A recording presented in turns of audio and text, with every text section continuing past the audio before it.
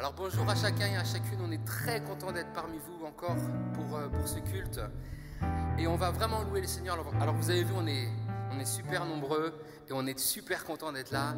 Et on va vraiment louer le Seigneur ensemble. Alors on va déjà incliner nos têtes. Donc chez vous, inclinez vos têtes, fermez vos yeux. Et on va prier maintenant. Alléluia à Jésus. Seigneur, que ton nom soit élevé, que ton nom soit magnifié. Que ton nom soit élevé, Jésus. Seigneur, tu es tellement bon. Tu es tellement bon. Et nous voulons te louer, te chanter, te dire que tu es puissant, que tu es grand. Alléluia. Tu es tellement puissant, Seigneur. Que ton nom soit élevé. Ce matin, on veut vraiment passer un moment particulier avec toi, un moment où on va pouvoir se réjouir, un moment où oui, on va pouvoir louer avec nos enfants chez nous. Alléluia, alléluia.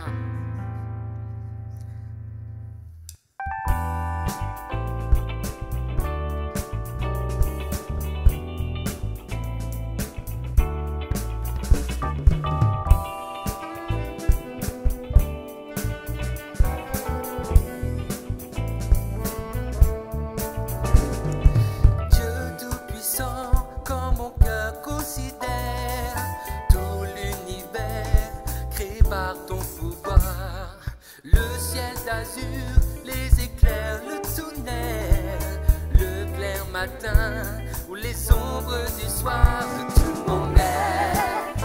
Alors s'élève un chant du Tout-Puissant, que tu es grand, de tout mon être. Alors s'élève un chant du Tout-Puissant, que tu es grand.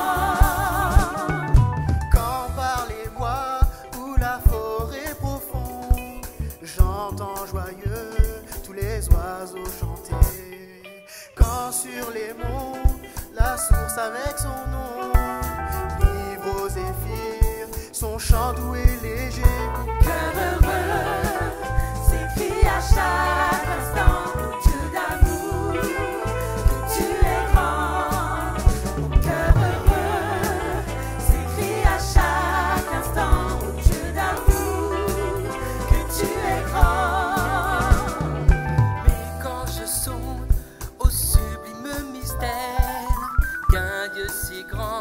A pu penser à moi, que son cher fils est devenu mon frère et que je suis l'héritier du grand roi. Alors mon cœur, redis la nuit, le jour, que tu es bon, oh Dieu d'amour.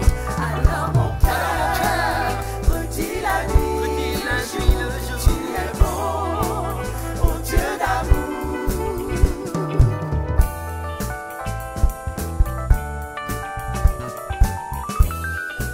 Alléluia! Quand mon sauveur éclatant de lumière se lèvera de son trône éternel et que laissant les douleurs de la terre, je pourrai voir les splendeurs de son ciel. Je redirai dans son divin séjour des plus grands que ton amour. Je redirai dans son divin séjour des plus grands que ton amour. Alors mon cœur, alors mon cœur,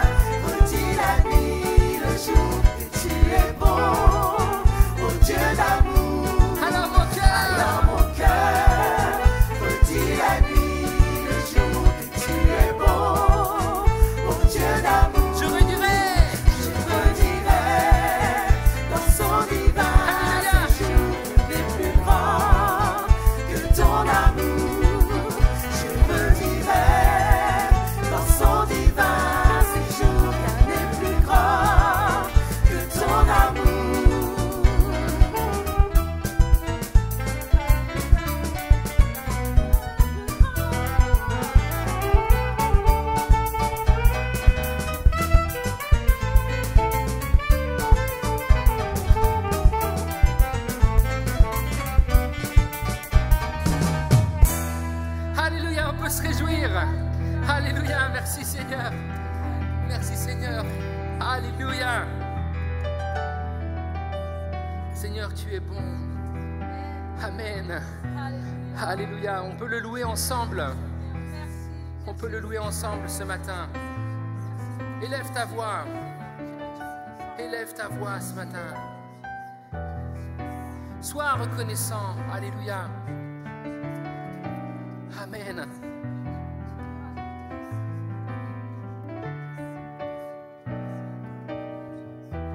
Seigneur, tu es bon. Alléluia.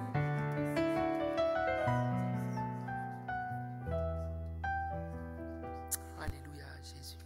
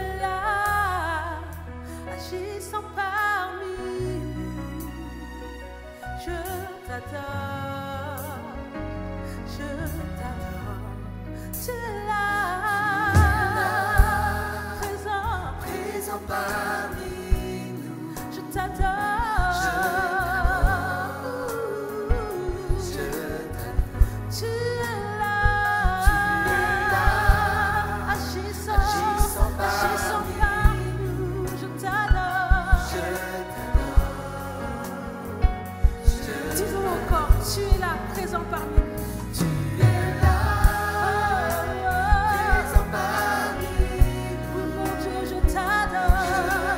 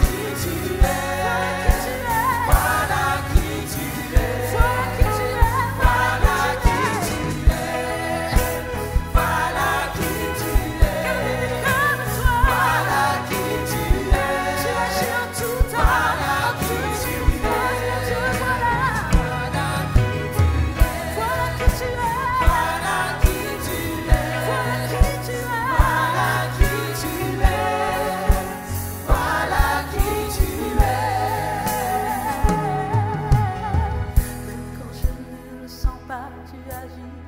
Même quand je ne le vois pas, tu agis. Tu ne m'abandonnes jamais. Tu ne m'abandonnes jamais. Même quand je ne le vois pas, tu agis. Même quand je ne le sens pas, tu agis. Tu m'abandonnes jamais. Tu m'abandonnes jamais. Même quand je ne le vois pas, tu agis.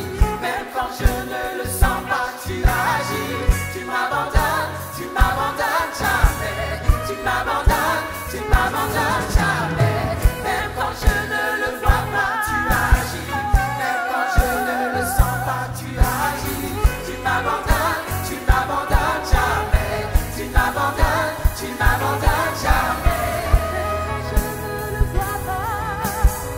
Même quand je ne le sens pas, tu m'abandonnes jamais.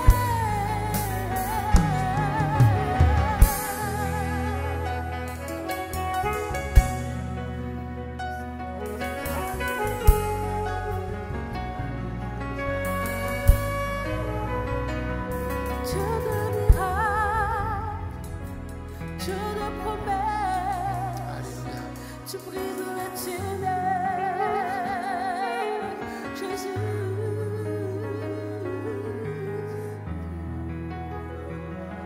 Oh, oh. Alléluia. Tu ne m'abandonnes jamais. Dieu, tu es fidèle et bon.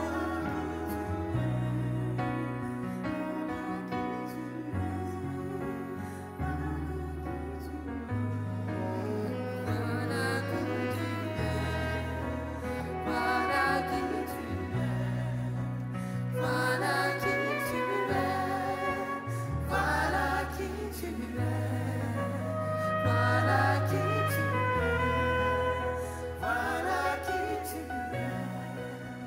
Voilà qui tu es. Voilà qui tu es. Voilà qui tu es, le Dieu de miracles, le Dieu qui tient ses promesses, qui ne laisse pas ses enfants. Et oui, dans ta parole, tu nous demandes de nous souvenir de toi, au travers de ces moments qu'on vivra bientôt ensemble, la Sainte Seine. Et j'ai vraiment à cœur, avant qu'on prenne le dernier chant, qu'on puisse relire ce passage de la Seine et nous souvenir par la base de notre foi. Ce Jésus qui est venu, qui a donné son corps, son sang, meurtri sur une croix, qui s'est chargé de nos péchés, de nos fardeaux, qui ne pèse plus sur nous mais sur son dos, qui ont pesé sur lui sur la croix, qui a payé notre rançon au prix de son sang. Nous souvenir de ce Jésus. Ce passage nous dit: le Seigneur Jésus, dans la nuit, il fut livré, prit du pain, et après avoir rendu grâce, le rompit et dit: ceci est mon corps qui est rompu pour vous. Faites ceci en mémoire de moi. De même, après avoir soupé, il prit la coupe et dit: cette coupe est la nouvelle alliance en mon sang. Amen. Faites ceci en mémoire de moi, toutes les fois que vous en boirez. Nous voulons, Seigneur, nous souvenir de ce que tu as fait pour nous à la croix. Nous souvenir de tes mains percées, de ton sang versé. Nous souvenir de l'humiliation. Nous souvenir du chemin avec la croix sur ton dos. Nous souvenir de l'abandon de ton peuple. Seigneur, nous voulons nous souvenir de toi, parce que tu as fait tout ça pour nous, qui ne méritions rien, mais tu l'as quand même fait, Seigneur. Et aujourd'hui, par toi, Seigneur, nous avons accès, Seigneur, au lieu très saint. Nous avons accès au Père. Et nous sommes maintenant co-héritiers du royaume grâce à toi, Jésus. Merci, Seigneur. Merci, Seigneur. Alléluia.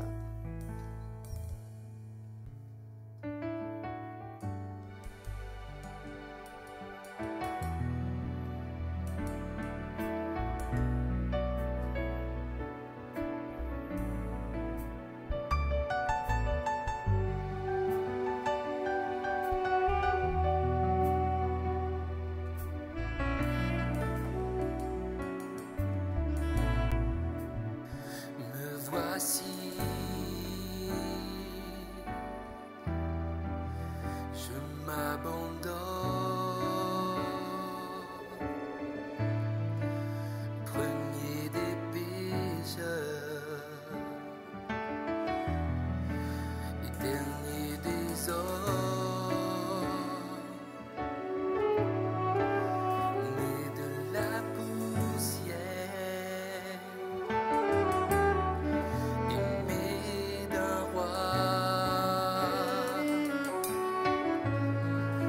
le roi de l'univers, aimé de toi.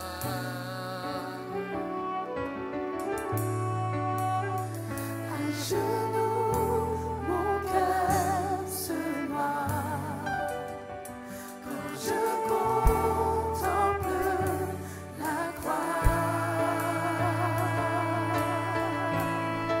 J'élève J'élève les mains pour lesquelles tes mains furent transpercées. J'élève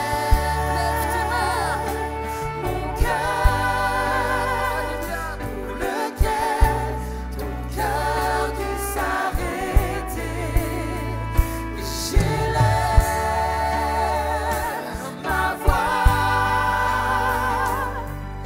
le fruit de mes lèvres, comme un chant d'amour pour toi.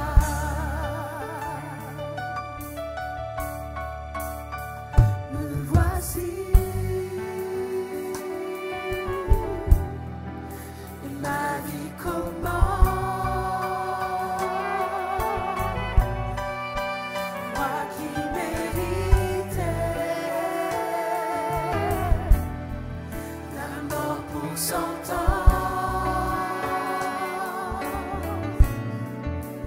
mes chaînes sont brisées,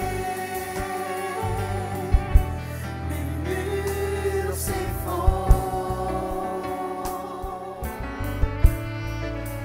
Tu as tout changé.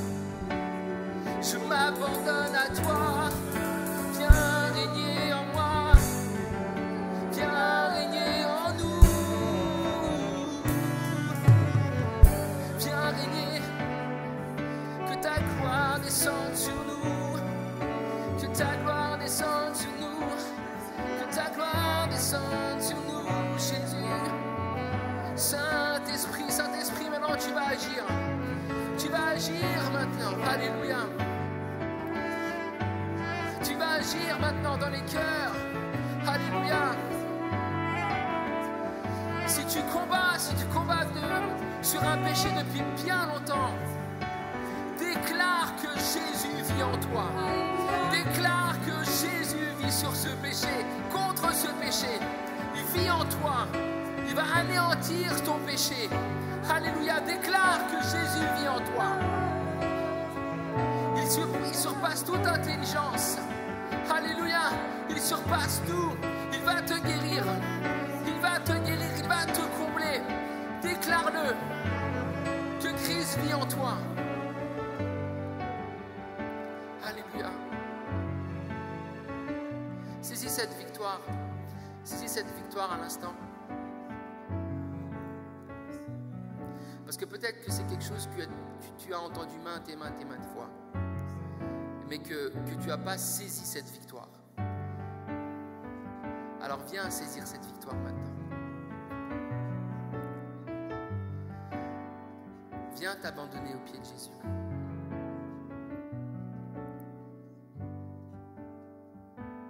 Comme tu l'as chanté.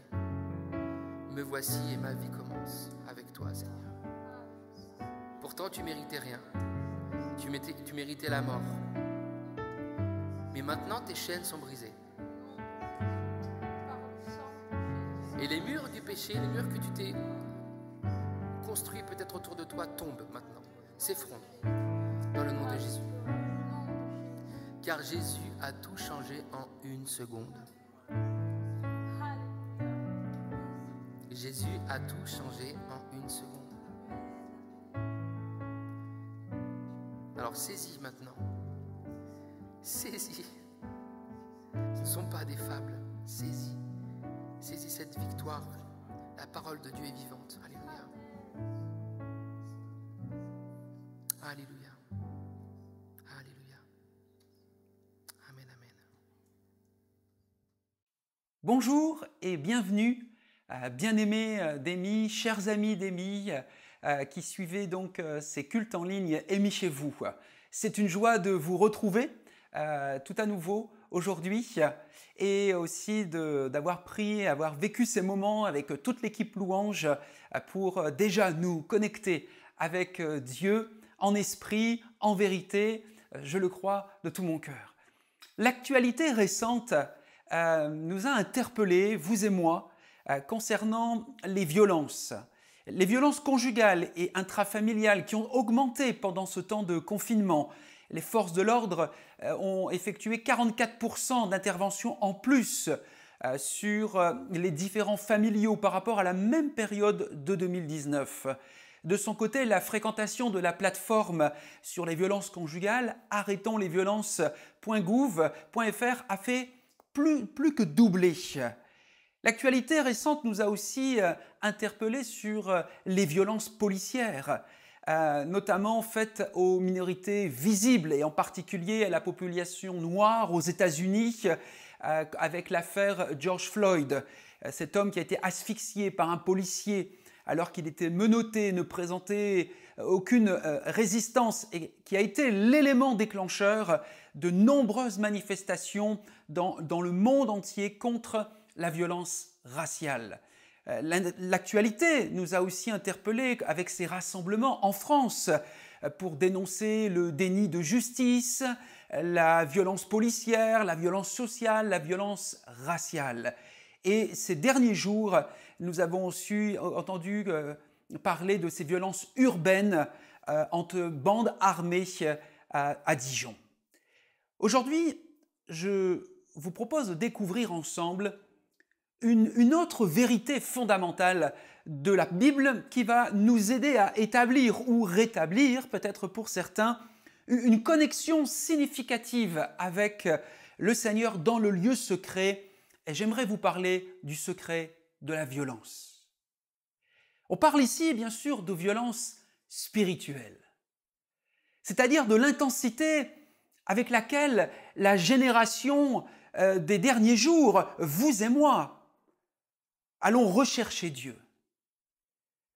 Est-ce que nous allons le rechercher de tout notre être, dans le but de courir la course avec passion, avec pureté, avec persévérance, C'est le moment, je crois, de chercher Dieu en s'y abandonnant avec violence. Les signes des temps s'éclairent. Le retour de Jésus est imminent. Nous percevons une urgence dans l'esprit. Il est temps de nous éveiller de notre assoupissement spirituel et de rechercher le royaume de Dieu. Ce qui signifie concrètement avoir faim et soif de la présence et de la puissance de Dieu dans notre vie et dans celle de l'Assemblée des justes comme jamais auparavant. Matthieu nous dit dans le chapitre 11 et le verset 12 de son évangile, depuis le temps de Jean-Baptiste jusqu'à présent, le royaume des cieux est soumis à la violence. Et ce sont les violents qui s'en emparent. Et c'est ce que je vous propose d'étudier ensemble de cette violence spirituelle. Je crois que la foi véritable cherche Dieu avec sincérité, nous dit Hébreux chapitre 11 verset 6. Sans la foi, il est impossible de lui être agréable. Ceux qui s'approchent de Dieu doivent croire qu'il existe, premièrement, que Dieu existe, mais aussi qu'il récompense ceux qui le cherchent. La foi authentique comprend que Dieu existe, premièrement, que le Dieu des Écritures, de la Bible, est le seul qui existe, et que Dieu récompense, honore ceux et celles qui le cherchent. Il ne s'agit pas d'un salaire, d'une somme due en contrepartie d'un travail fourni, non, il s'agit d'un don, d'un cadeau. Nous comprenons ainsi que Dieu, qui ne nous doit rien, mais auquel nous nous devons entièrement, montrera comment il aura apprécié la manière dont nous aurons cherché à lui plaire. Dieu récompense ceux et celles qui s'approchent de lui, qui le poursuivent avec intensité. La foi de ceux et celles qui poursuivent Dieu est révélée par la façon dont ils courent. Les hommes et les femmes de foi ne se laissent pas distraire ou détourner de leur objectif, parce qu'ils croient fermement que Dieu va récompenser leur poursuite. Et ils ont raison. La violence spirituelle commence dans le lieu secret. Tout commence avec la façon dont nous mettons en pratique les différentes formes de prière. L'adoration, la contemplation, le jeûne, la méditation, l'écoute et l'imprégnation de la vérité.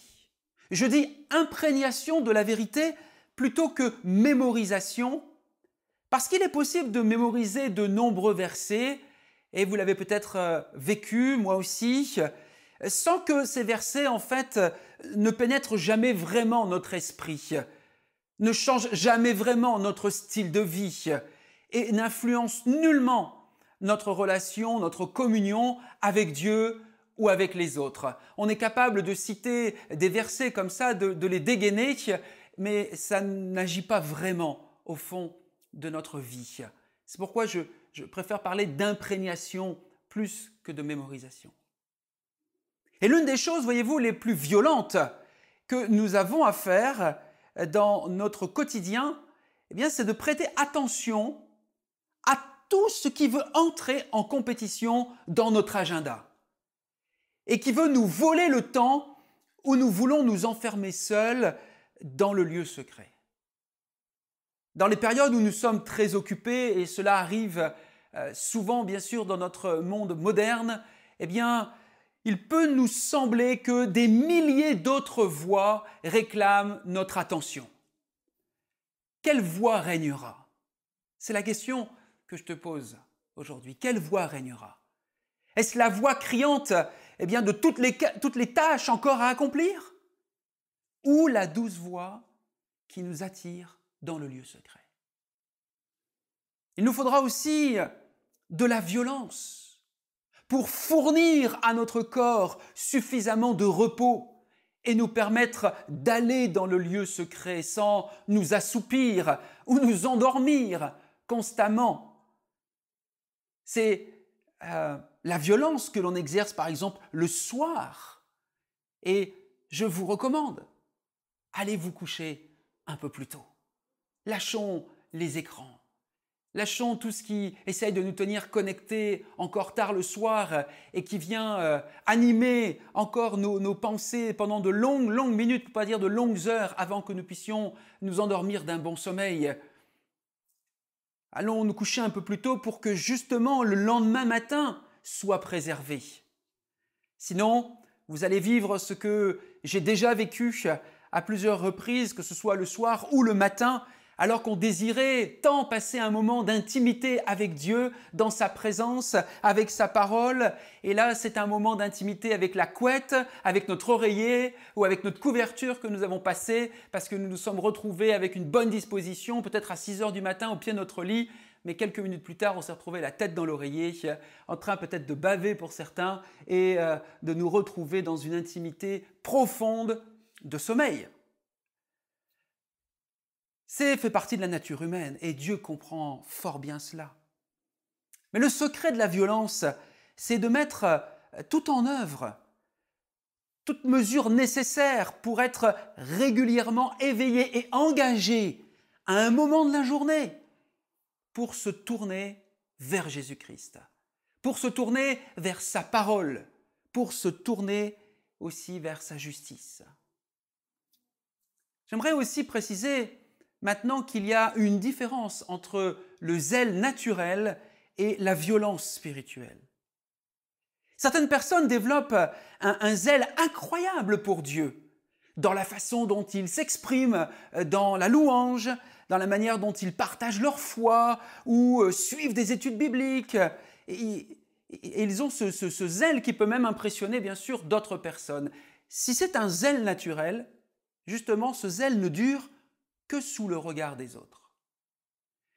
Quand cette personne est seule avec Dieu, le zèle retombe assez vite et même le niveau intense d'activité s'écroule soudainement.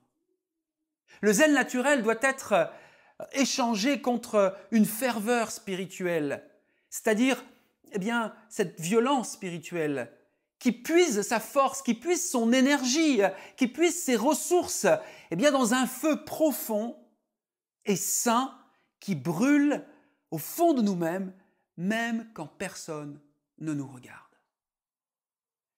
Salomon, cet homme qui était réputé pour sa sagesse, a écrit dans le Proverbe chapitre 2, versets 4 à 7, « Si tu la cherches comme l'argent, si tu la poursuis comme un trésor, alors tu comprendras la crainte du Seigneur et tu trouveras la connaissance de Dieu.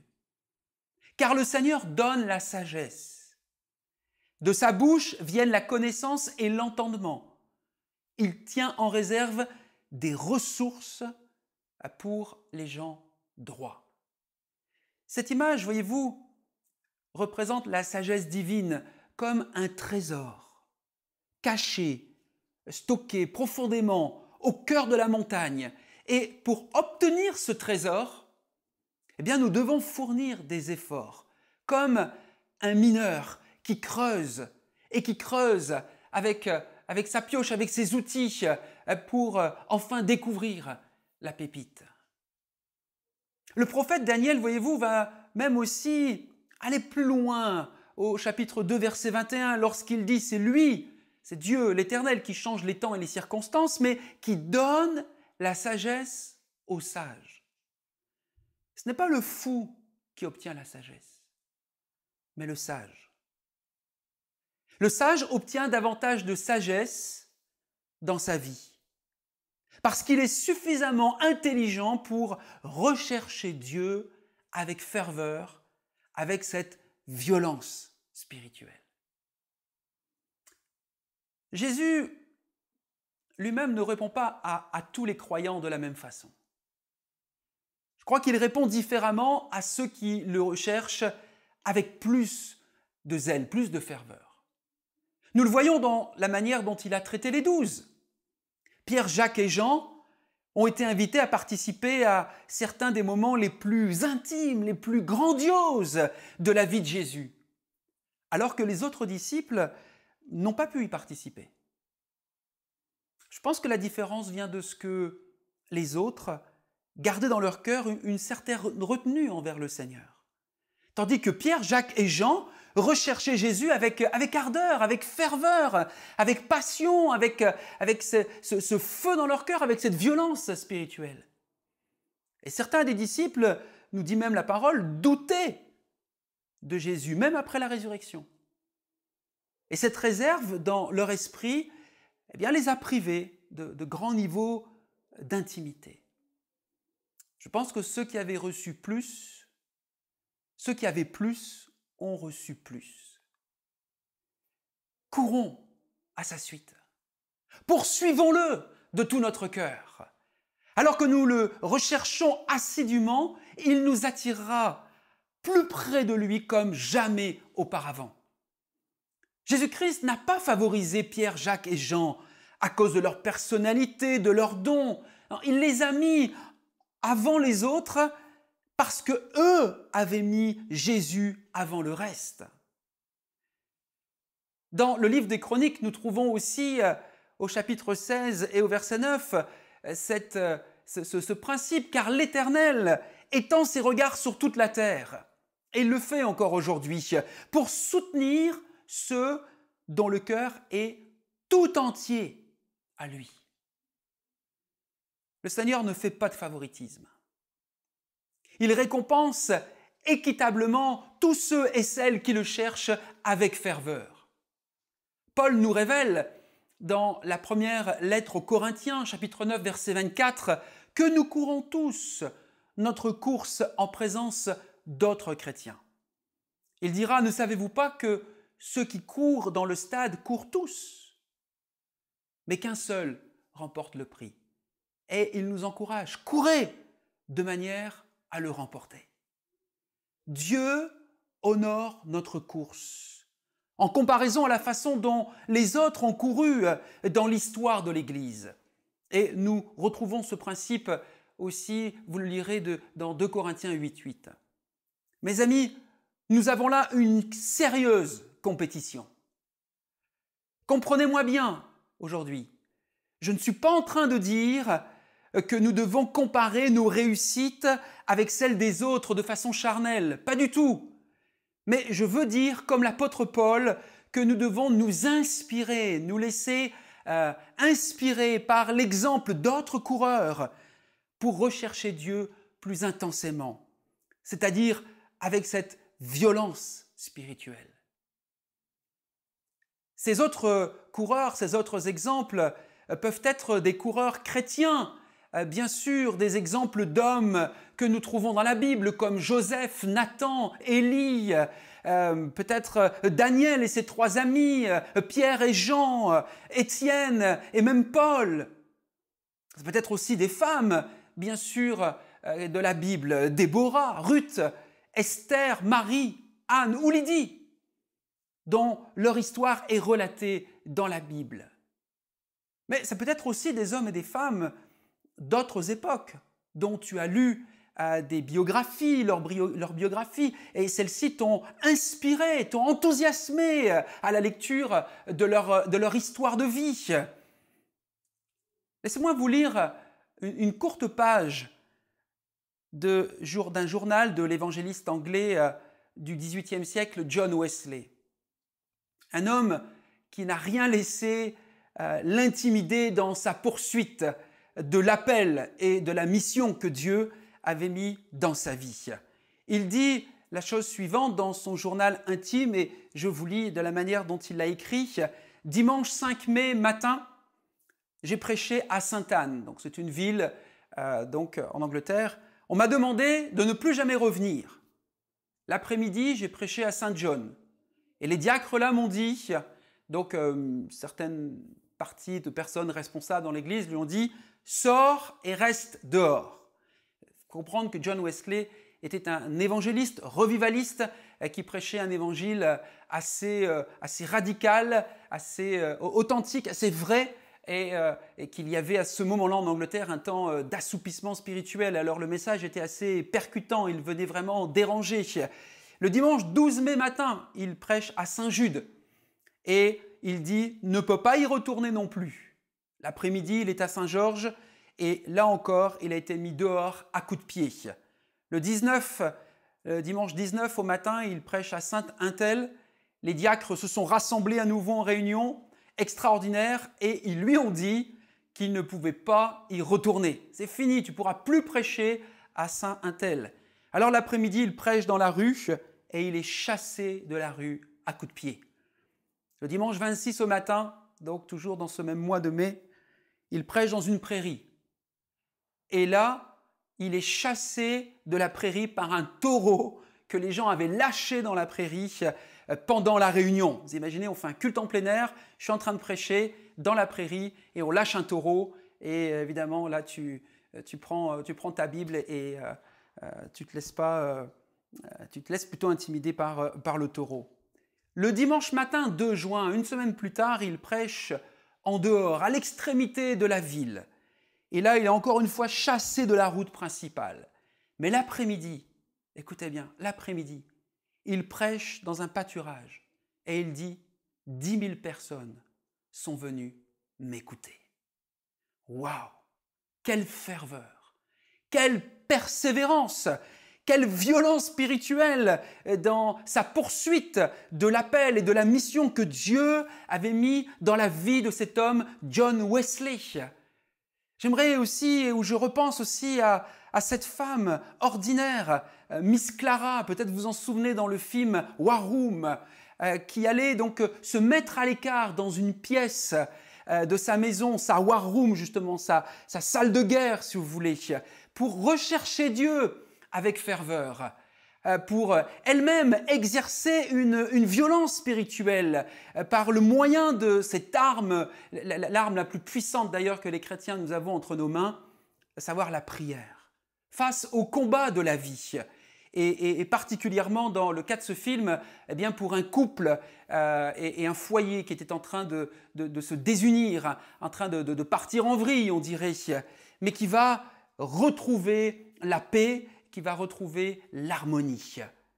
Combien cette femme Clara, cette dame âgée, avait compris l'importance de ce secret de la violence spirituelle. La Bible nous dit dans l'auteur aux Hébreux, au chapitre 12 et au verset 1 et 2, il nous dit « Quant à nous, nous sommes entourés d'une si grande foule de témoins.